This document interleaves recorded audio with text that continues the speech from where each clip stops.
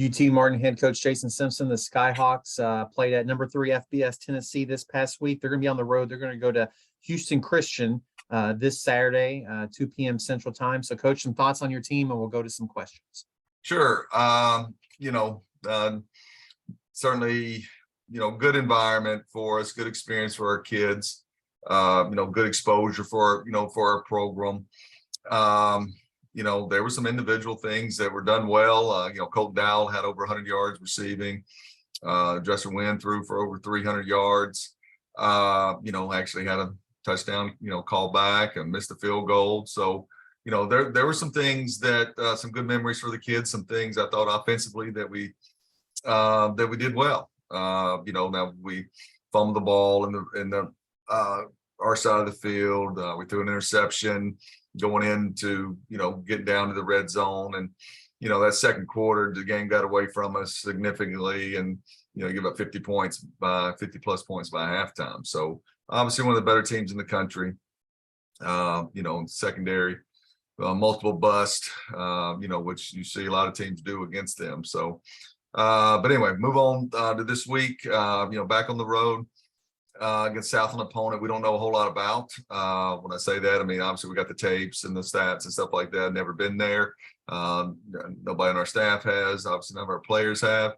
Important to us is the next game, trying to get loss out of our mouth, taste out of our mouth, and get back in the win column.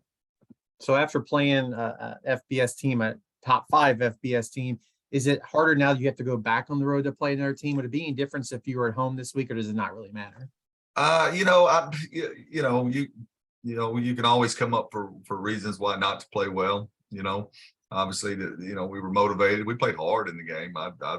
From start to finish, and the kids were very excited, about that. But we'll have to show some maturity of going on the road. We have not, we won one road game against Murray, but that we traveled the day of the game. So, that was something I brought up yesterday about, being able to travel and get a win on the road and play well for 4 quarters against an opponent that's new to you.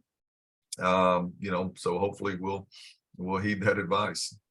And your schedule, it obviously this year is unique. You've got this non-conference game, another non-conference game, and then 2 conference games to close it out. So that's, and unlike any other year in your tenure, that's a little different. Are there goods or bads to that, or just the next game up? I don't know. I kind of give you credit or blame, however you want to say it. I felt you did the schedule. I don't know. It is different. No, it is different. I don't know if it's good or bad. I don't know. I just know that, we've got 2 more road games, 2 more home games, 2 conference games, 2 non-conference games, and they come in little strange order, but I don't know if that really has any bearing on anything. If you win, it'll be good, and we'll go from there. If it doesn't, we can blame you. Right? There you go. So Houston Christian, they've had a little bit of a skid recently too. Can you go any more in depth on them? Like they played Lindenwood obviously in the year, so you're the second OVC team they've played.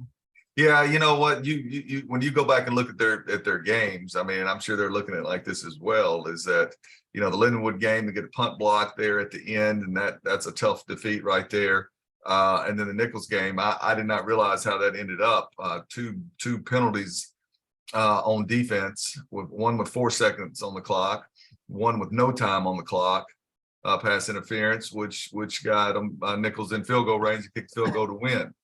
I don't know if I've ever seen that before. So, those are 2 more wins right there that you could say that they played well enough to win, and, which gets them to 4-3, same record as us. So, I certainly made our players aware of that.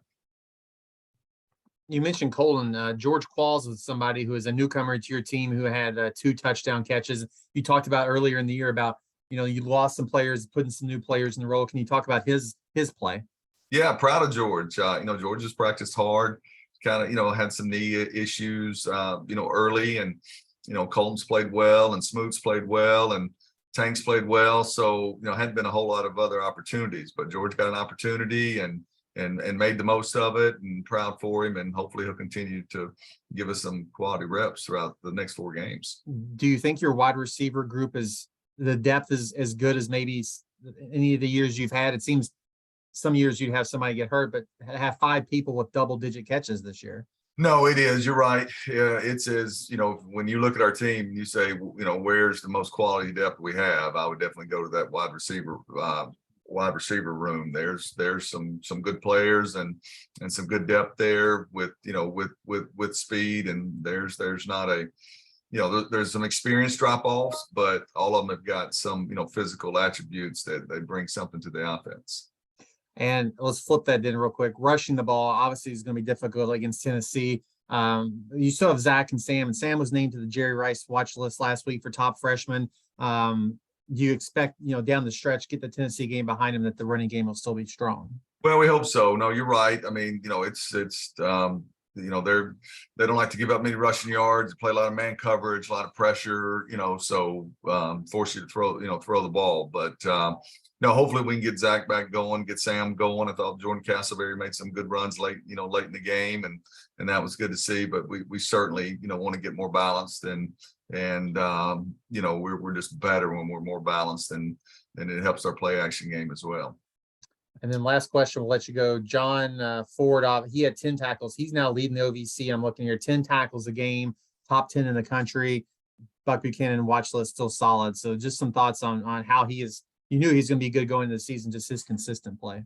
No, that's John's had, he's been consistent for us, and I think though he'll be the first one to tell you that he can even play better, and there's some tackling situations that I know he wants to be able to make some different tackles and some open space. So but very proud of our program, proud for those kids, and appreciate the league and the help and the help that you've given us.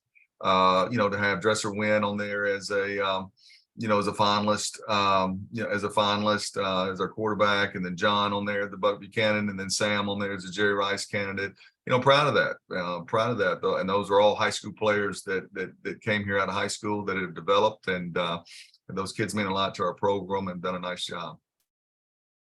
I lied. One more question. This morning, there was a stat about the 10 toughest strength of schedules amongst FCS teams with winning records, and you wouldn't be surprised that your team was one of those 10. So, when you're 8 games or 7 games into the season, how do you feel about it's been a tough road, but you are 4-3 and undefeated in OVC play. How the tough schedule has, I guess, helped or hurt you so far? Yeah, somebody sent me that this morning. There's 2 ways to look at it, right? Yeah, you want to win. Last year we won 9 games in a row. Obviously our schedule wasn't as difficult as it is this year. That's the realistic part of it, but there is a lot of confidence built through those wins, and kind of kept you healthy until the very end. Then we lost, quarterback, and of course lost Colton and stuff. So, done it that way. And this year, right, maybe the record doesn't look as good, right, from afar, but you got Boise State, who's now got 5 wins. You got Knoxville, who's one of the top, 2 or 3 teams, in the country. Your conference schedule, and you still got you go on the road this week, and then you got Kennesaw coming here next week. So you hope that if you were fortunate enough to make the playoffs, right, that you played these good teams, and so the speed of the game and the adversity that comes with it, but you got to get there with those win losses. So it's kind of twofold. Coach, thanks for your time. Best of luck this week on the road, and we'll talk to you next week. Good. How was basketball?